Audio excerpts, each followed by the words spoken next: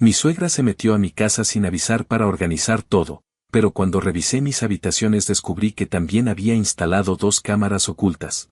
Llegué a mi casa un miércoles en la tarde, un día cualquiera después del trabajo, y lo primero que noté fue el olor. Ese maldito olor a cloro barato mezclado con algún detergente que mi suegra usa como si quisiera borrar la existencia de cualquier persona que no sea ella.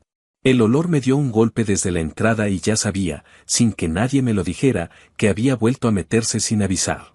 Mi esposa y yo vivimos en una casa rentada en un vecindario tranquilo de Texas, nada del otro mundo, y se supone que solo ella y yo tenemos llaves. Eso creía yo, hasta que descubrí que mi esposa, en algún acto de enorme pendejez o manipulación emocional de su madre, le había dado una copia sin decirme. Ella siempre pone la excusa de que su mamá solo quiere ayudar, pero a mí nunca me ayudó nada tener una señora que aparece sin aviso y se comporta como si la casa fuera de ella. Cuando entré al pasillo, encontré mis cosas movidas sin ningún patrón lógico. La sala parecía como si hubieran hecho un inventario militar de mis pertenencias, todo acomodado con una precisión que no pedí ni quiero. Mi suegra estaba ahí, usando unos guantes amarillos y moviendo cajas con el dramatismo de quien cree que está salvando a la humanidad. Me dijo que había venido a organizar, que la casa estaba un desastre y que alguien tenía que encargarse. No sé qué clase de desastre vio, porque la casa estaba perfectamente normal, pero discutí con ella y le pedí que se fuera. Ella, muy digna, me dijo que yo era un malagradecido y que mi esposa sí apreciaba sus esfuerzos.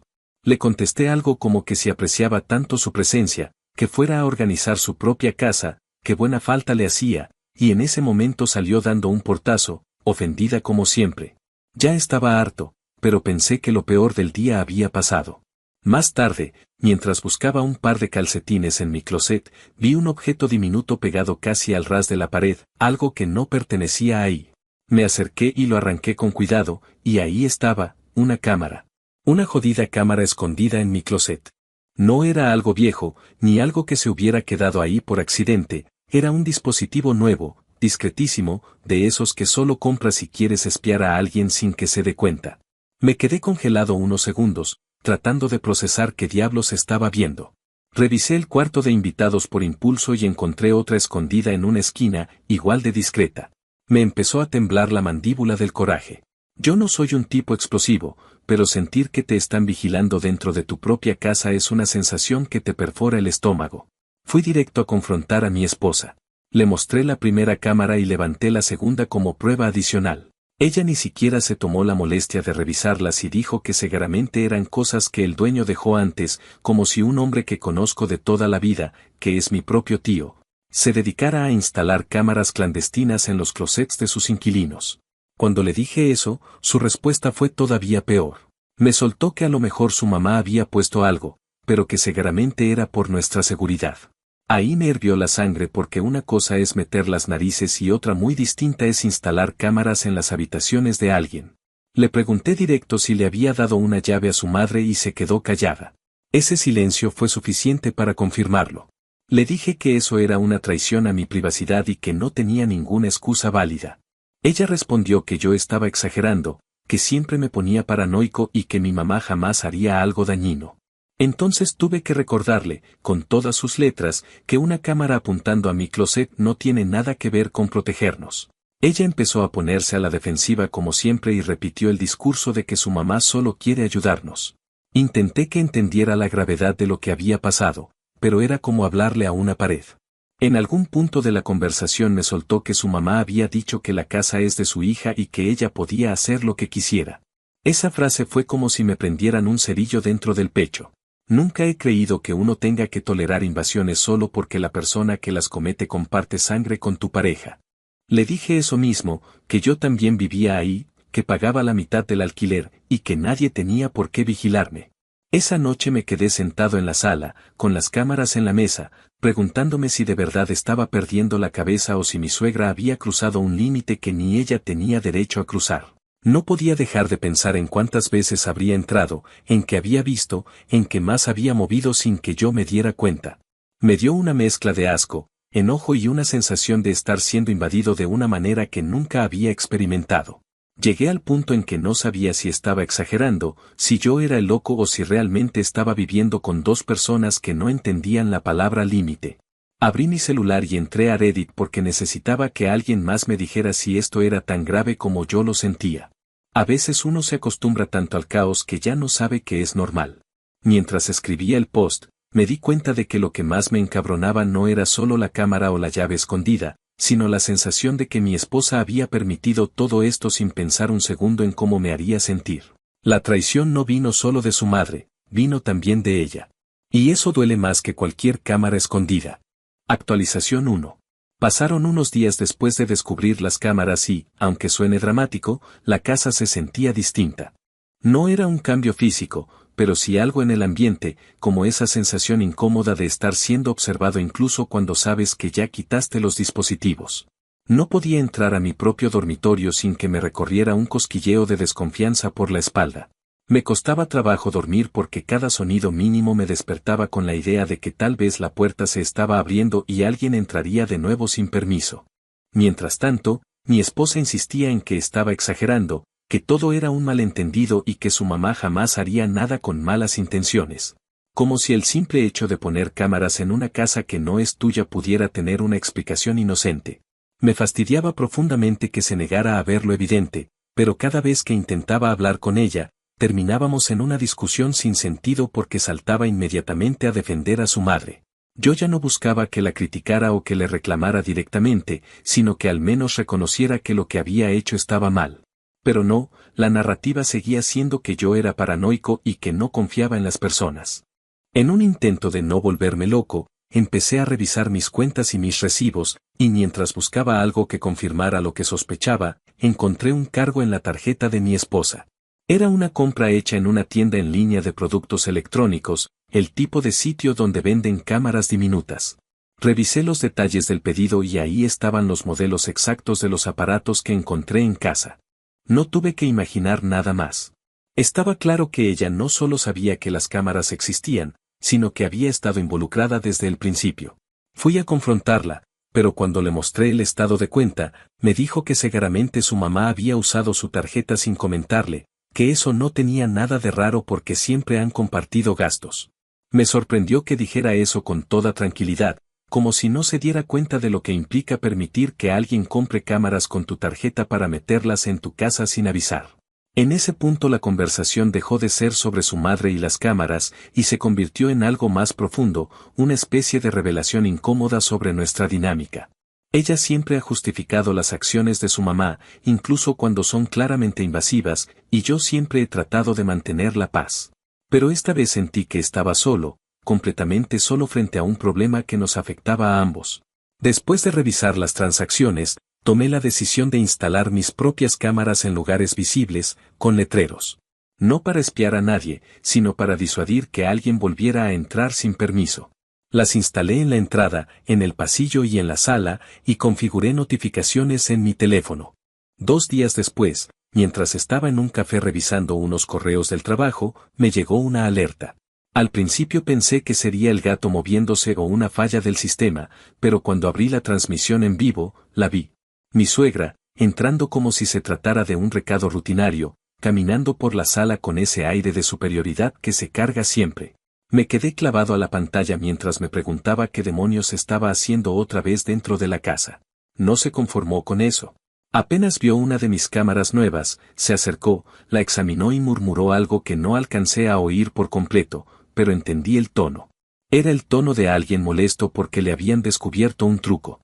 Luego se subió a una silla para intentar quitarla, torpemente, como si estuviera en su propio hogar y tuviera derecho a reacomodar todo lo que quisiera. Sentí un enojo tan profundo que tuve que salir del café para no estallar ahí mismo. No era solo la invasión, era la confianza con que actuaba, como si yo fuera un intruso en mi propio espacio. Cuando mi esposa llegó esa noche, le enseñé el video. No lo reproduje solo para convencerla, sino porque no podía creer que todavía siguiera defendiendo a esa mujer. Su reacción fue lo que terminó de romper algo en mí.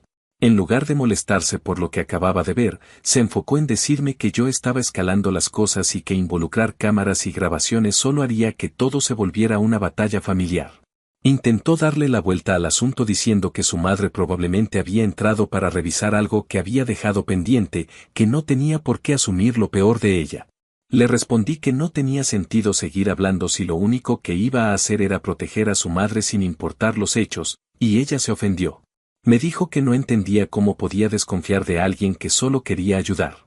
Yo le recordé que poner cámaras escondidas no es ayudar, y que querer quitar las que yo instalé tampoco lo es. Pero la conversación se volvió un monólogo donde ella repetía que yo estaba rompiendo la paz del hogar, como si esa paz no hubiera sido destruida desde el momento en que su madre decidió vigilar mis cosas. Esa noche dormimos en silencio, sin tocarnos y sin dirigirnos la palabra. No fue un enojo explosivo, sino un distanciamiento que se sentía mucho más profundo. Yo me quedé viendo el techo durante horas, pensando en cómo habíamos llegado a este punto. No sabía si estaba exagerando, pero sabía que no podría seguir viviendo con la idea de que cualquiera podía entrar a mi casa sin mi consentimiento. Al día siguiente pedí una consulta con un abogado para entender qué opciones tenía. Él me explicó que la invasión de privacidad era algo serio y que podía reportar a mi suegra, aunque también me advirtió que sería un proceso complicado si mi propia esposa no estaba de mi lado. Escuchar eso me hizo sentir un golpe en el estómago porque entendí que ya no podía ver a mi esposa como una aliada. Algo se había roto y no sabía si era reparable. Cuando regresé a casa esa tarde, encontré una nota en la mesa. Mi esposa había empacado una maleta pequeña y se había ido a casa de su madre. Decía que necesitaba espacio para pensar y que yo había cruzado una línea al querer involucrar abogados. Lo curioso es que para mí, la línea se cruzó el día que encontré la primera cámara, no ahora. Mientras recogía mi cartera y las llaves, entendí que ya no podía seguir viviendo como si nada hubiera pasado. Había hecho todo lo posible por considerar sus sentimientos, pero nadie estaba considerando los míos. Esa noche recogí algunas cosas básicas y me fui a dormir al sillón de un amigo. No fue una decisión impulsiva, sino la conclusión lógica de todo lo que había pasado. Por primera vez en días pude dormir con la sensación de que, al menos en ese sofá ajeno, nadie estaba escondiendo cámaras esperando a ver qué hacía. Actualización 2. Habían pasado cerca de 7 días desde que me fui a dormir a casa de mi amigo y durante ese tiempo intenté mantener cierta distancia emocional para no sentirme arrastrado por la mezcla de enojo, tristeza y una especie de incredulidad que todavía me costaba procesar. Yo quería creer que, después de ver las grabaciones y de entender que su madre había actuado de una forma completamente fuera de lugar, mi esposa entraría en razón. Me imaginaba que tal vez mandaría un mensaje diciendo que necesitábamos hablar y que por fin había entendido la gravedad de lo que su madre había hecho. Pero nada de eso pasó. En cambio, lo único que recibí fueron mensajes vagos donde insinuaba que yo había creado un ambiente hostil con esas cámaras nuevas, como si yo quisiera iniciar una guerra doméstica. Nunca mencionó directamente a su madre ni admitió nada del comportamiento que había quedado registrado. Era como si estuviera aferrándose desesperadamente a una narrativa donde yo era el problemático y su madre una víctima incomprendida. Un par de días después de eso, decidí regresar a la casa para recoger más de mis cosas. No podía seguir viviendo en un sofá por tiempo indefinido y necesitaba ropa, documentos y algunas pertenencias que no quería dejar ahí más tiempo del necesario. Entré a la casa con cautela, no porque temiera encontrar a alguien adentro, sino porque ya no sabía qué esperar. Apenas crucé la puerta, vi que algunas cosas estaban movidas nuevamente, no tanto como la primera vez, pero lo suficiente como para hacerme pensar que alguien había estado ahí. Revisé mis cámaras y confirmé lo inevitable, mi suegra había vuelto a entrar, esta vez durante una mañana en la que la casa debía estar vacía. Lo más perturbador fue que, durante su visita, revisó varios cajones de la cocina y del pasillo como si estuviera buscando algo específico. En un momento se dirigió al cuarto de invitados, donde antes había encontrado una de las cámaras que ella misma instaló, y movió la cama, revisó debajo, miró detrás de una repisa y finalmente se acercó a la esquina donde yo había arrancado la cámara escondida. La forma en que recorría la habitación era igual a la de alguien que busca un objeto perdido o que trata de borrar rastros de algo que sabe que está mal. La gota que derramó el vaso fue escucharla en el audio diciendo que yo seguramente ya había encontrado todo y que ojalá su hija entendiera que estaba casada con un exagerado que hacía tempestades de cualquier cosa. Decía esas cosas mientras manipulaba mis pertenencias y trataba de examinar si habían quedado restos de adhesivo o de tornillos donde había puesto la cámara original. No sé qué esperaba encontrar, pero verla actuar con esa confianza, como si fuera completamente normal que una persona entrara a la casa de un adulto que no la invitó y revisara a detalle sus cosas, Me terminó de convencer de que no era simplemente una mujer metiche.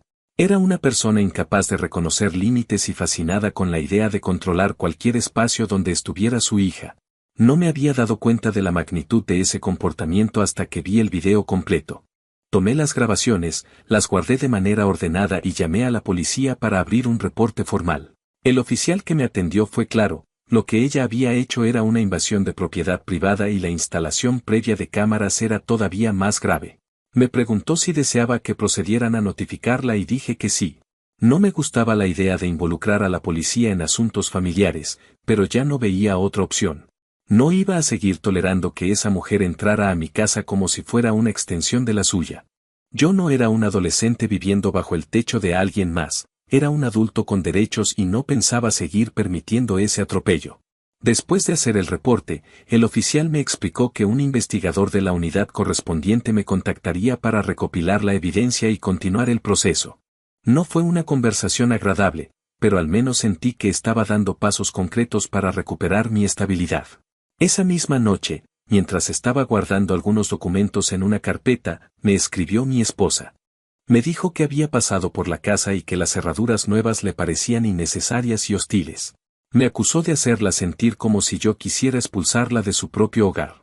Le respondí que yo no pensaba expulsar a nadie, pero que no iba a seguir viviendo en un lugar donde la privacidad no existía.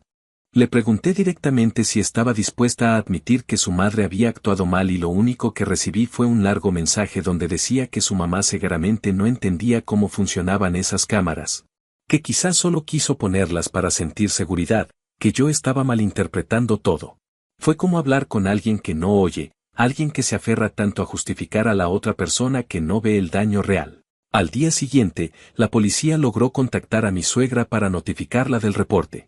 Ella reaccionó de la forma que todos imaginan, diciendo que yo estaba loco, que mis acusaciones eran falsas, que ella jamás pondría cámaras en casa de su hija y que la cámara del baño nunca existió. Eso último lo mencionó sin que nadie se lo preguntara, lo cual ya decía bastante. La ironía fue que mi esposa, en un intento de limpiar el nombre de su madre, revisó estados de cuenta viejos y encontró una compra más antigua, una cámara que coincidía con la descripción exacta del dispositivo que yo había descubierto días antes. Esa sí la había puesto en el baño cuando vino supuestamente a ayudar con unas plantas. Mi esposa no tuvo más remedio que admitirlo, pero incluso entonces trató de suavizarlo diciendo que seguramente su madre no entendía que estaba sobrepasando límites. Esa defensa automática que hacía me resultó desesperante. El quiebre emocional llegó esa misma tarde. Mi esposa vino a la casa con un tono completamente cambiado. Ya no estaba a la defensiva, pero tampoco estaba arrepentida. Parecía más bien confundida, como si su mundo se hubiera sacudido de golpe. Me preguntó por qué había decidido involucrar a la policía. Le contesté que lo había hecho porque yo también tenía derecho a sentirme seguro en mi propio hogar y que ya no podía seguir confiando en que ella protegiera ese derecho. No fue una conversación llena de gritos, sino una en la que se sintió el peso de todas las cosas que habíamos ignorado por años. Ella se quedó callada durante mucho tiempo hasta que dijo que quizá necesitábamos tomar distancia. Yo ya lo había entendido hacía días, pero oírlo de su boca fue algo que terminó de cerrar un capítulo. Ese mismo fin de semana comencé a empacar mis cosas con más orden. No era un arranque impulsivo, sino una decisión calculada. Sabía que, aunque no estuviera listo para decir la palabra divorcio, estábamos caminando hacia ahí. La casa se sentía vacía, pero no de objetos, sino de cualquier rastro de confianza. Guardé ropa, documentos, herramientas, libros y dejé solo lo necesario hasta que resolviéramos la parte legal. La última vez que entré al dormitorio sentí ese ligero eco de todo lo que había pasado ahí y entendí que ya no volvería a ver ese espacio como un lugar seguro. Esa fue la semana en la que dejé de preguntarme qué había hecho mal y empecé a preguntarme cuándo había permitido que esto se volviera normal. Fue también la semana en la que dejé de ver a mi suegra como una molestia y la entendí como una amenaza directa a mi privacidad. Y lo más doloroso de aceptar fue que mi esposa, aunque no lo hiciera con maldad, había permitido todo eso. Cuando cerré la puerta por última vez esa noche, me di cuenta de que por fin estaba recuperando algo que había perdido sin darme cuenta, control sobre mi propia vida. Actualización final. Había pasado aproximadamente un mes desde que empecé a mover mis cosas y desde que la policía notificó formalmente a mi suegra sobre el reporte. Ese mes fue extraño porque estaba dividido entre dos mundos, uno en el que intentaba reconstruir una rutina mínima en el apartamento temporal que había encontrado, y otro en el que debía seguir lidiando con los restos de un matrimonio que ya no parecía tener dirección ni propósito. Vivía como si estuviera en pausa, revisando documentos, organizando pruebas, atendiendo llamadas de abogados y, al mismo tiempo, intentando procesar todo lo que había pasado. Durante ese tiempo, mi esposa me escribió algunas veces, pero nunca fue para hablar de lo que realmente importaba. Evitaba mencionar a su madre y también evitaba mencionar las cámaras. En su lugar, enviaba mensajes sobre cosas triviales o frases vagas como que esperaba que pudiéramos resolver todo con madurez. Me daba la impresión de que esperaba que yo cediera, que me convenciera solo, sin confrontación, de que estaba exagerando. No parecía dispuesta a reconocer nada, ni la invasión ni la traición de confianza. Era como si todo lo ocurrido fuera un inconveniente pasajero que yo, supuestamente, estaba convirtiendo en una tragedia. En ese mismo lapso recibí varias llamadas de la oficina encargada de manejar el caso. Me explicaron que, incluso si los cargos no avanzaban demasiado en lo penal, todavía tenía derecho a presentar una orden de restricción, especialmente considerando que había pruebas claras de que mi suegra había entrado repetidas veces sin permiso. Durante una reunión con un oficial, me preguntaron si temía por mi seguridad. No era miedo lo que sentía, sino una mezcla de invasión y hartazgo que ya no estaba dispuesto a tolerar. Se lo dije con claridad, aunque me costó articularlo. No temía por mi integridad física, pero sí temía que, si no tomaba acciones, ella seguiría cruzando límites sin consecuencia alguna. Después de revisar toda la evidencia, incluidas las grabaciones y las transacciones que demostraban la compra de los dispositivos, me otorgaron una orden temporal mientras avanzaba el proceso.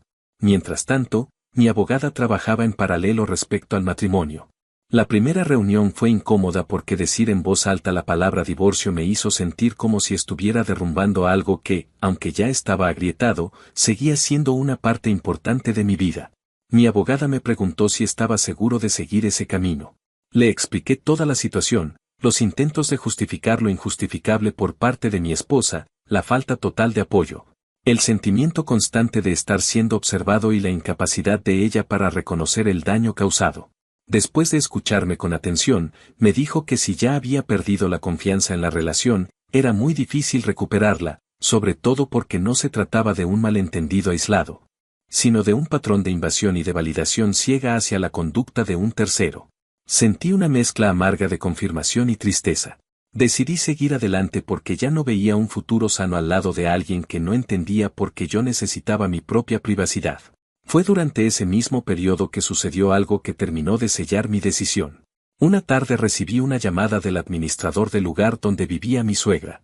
Me explicó que había recibido un informe relacionado con actividades irregulares en su domicilio, un informe que había sido generado a partir de una notificación del seguro. Me quedé sorprendido porque yo mismo no había informado nada sobre su vivienda, así que no entendía cómo el caso había llegado hasta ahí. El administrador me dijo que habían recibido documentación donde se mostraba la compra de dispositivos electrónicos de vigilancia y que, debido a ciertas reglas internas del vecindario, cualquier instalación o intento de instalación debía ser reportado, independientemente de que ocurriera dentro o fuera de la propiedad. Ese tipo de dispositivos estaban sujetos a protocolos adicionales porque el vecindario había tenido incidentes en el pasado donde algunos residentes instalaron cámaras para vigilar áreas comunes sin permiso. Al parecer, cuando la aseguradora revisó sus hábitos de compra y comparó con la orden de restricción que había sido emitida, detectaron un patrón que conflictúa con su póliza. Eso bastó para que la aseguradora la clasificara como riesgo adicional. Me explicó que esto implicaría aumentos significativos en su prima y posibles evaluaciones adicionales de seguridad. No me sorprendió la reacción que vino después. Mi esposa, que seguía viviendo con su madre temporalmente, me mandó un mensaje largo acusándome de haber destruido su vida familiar, diciendo que era cruel castigar a una mujer que, según ella, solo actuaba desde un amor sobreprotector. No me habló de lo que su madre había hecho, me habló de las consecuencias que estaba enfrentando. Era como si, para ella, el único problema verdadero fuera que su madre estuviera pasando por un mal momento y no que yo hubiera sido vigilado y vulnerado dentro de mi propia casa. Le respondí con calma. Le expliqué nuevamente que yo no tenía control sobre las acciones de la aseguradora ni del vecindario y que todo se desprendía directamente de la conducta invasiva que su madre había elegido. No recibí ninguna respuesta.